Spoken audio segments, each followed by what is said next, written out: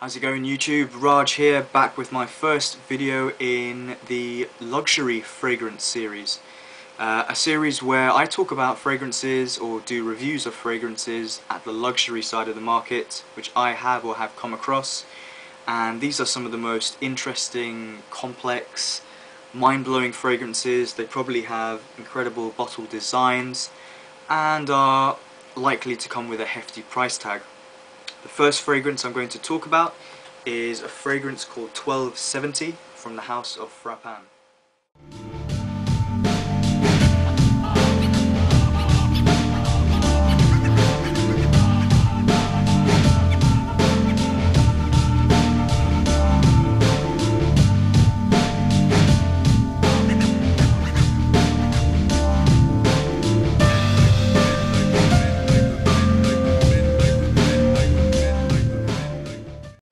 So Frapin 1270, this is an eau de parfum. It comes in one size, 100 ml, and will cost you 96 euros or $155. The fragrance is inspired by the scents associated with cognac making, and this is where the roots of this company lie in cognac making. Notes, really long note breakdown here. You've got exotic woods, spices, raisins, vine flowers and pepper, candied orange, hazelnuts, prunes and cocoa, coffee, leather, white honey and vanilla. So this is really a fragrance for the gourmand lovers, sweet tooth style fragrance. And what I'm going to do in the description is describe a scenario, which really I think is the best way of doing it. So imagine you're standing on the outside of a kitchen and the door is closed and you can't smell anything. And inside this kitchen you have a Christmas pudding which has been dipped into brandy or a cognac.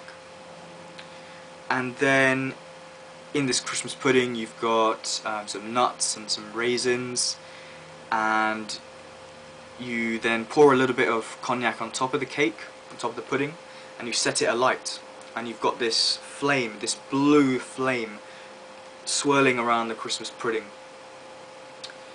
Next to this pudding you will then have another dessert, which is kind of reminds me of rum and raisin.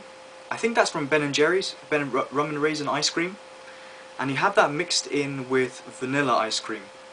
Authentic vanilla ice cream. Inside this vanilla ice cream you will have vanilla pods or vanilla stems, and the inside of the vanilla has been scraped out and has just been sprinkled all around this ice cream. So you've got this sweet vanilla, a kind of boozy rumminess, rum scent coming from the Christmas pudding and the rum and raisin ice cream. And this is in the center of a bowl, and it's very cold. And on the outside of this bowl you have mulled wine.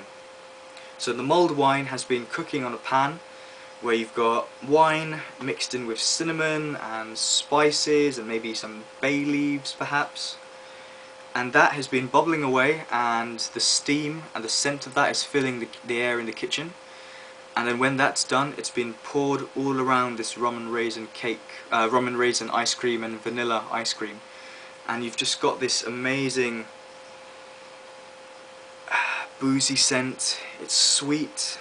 You also got another boozy scent I get is orange liqueur. That's the kind of scent I get in this fragrance.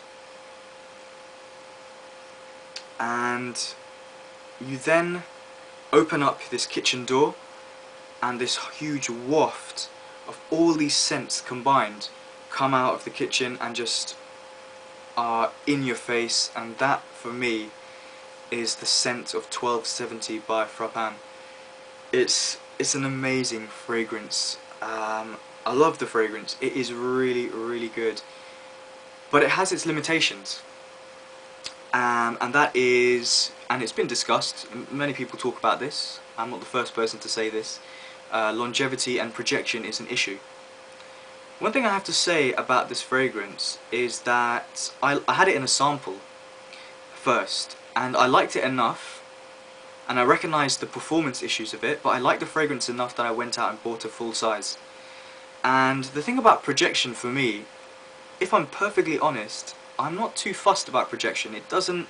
If a fragrance is an eau de parfum and it's an expensive fragrance, I don't immediately think I want huge projection with this fragrance. It's not a demand I have. The fragrance really has to last long on my skin for it to be worthwhile purchase. If it doesn't shout, if it's not a loud fragrance, and this fragrance isn't, I don't really mind too much. But the fragrance doesn't last a huge amount of time.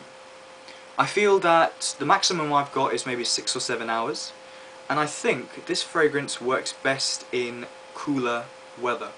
I've worn this in warm weather, and I find that with warm weather, or with your warm skin I should say, fragrance, a couple of things can happen to fragrances. They can be completely killed, and just, you know, the heat's just, I don't know, has an effect and you just can't smell a fragrance.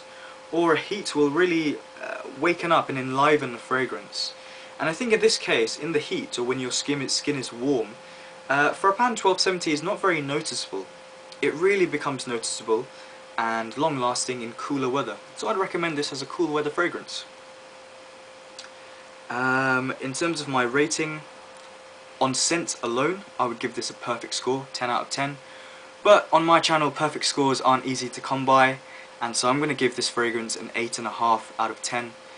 A great scent. I see what they've done here. The inspiration behind this fragrance was fantastic. It's really one which I enjoy a lot, and I put up with the performance issues. The scent is that good. I don't mind sacrificing a bit of longevity and projection. I'm not too fussed, to be honest. A really great fragrance. I definitely recommend it. So that's my first review in the luxury fragrance reviews. Not the most luxurious and not the best scent I have, but I'm just kind of easing into this thing. So thanks for watching, and as always, let me know what you think. Do you like this scent? Is it your favourite in the Frapin house? What other fragrances like this do you have which are similar? Always great to hear your thoughts. So thanks for watching, guys. See you soon.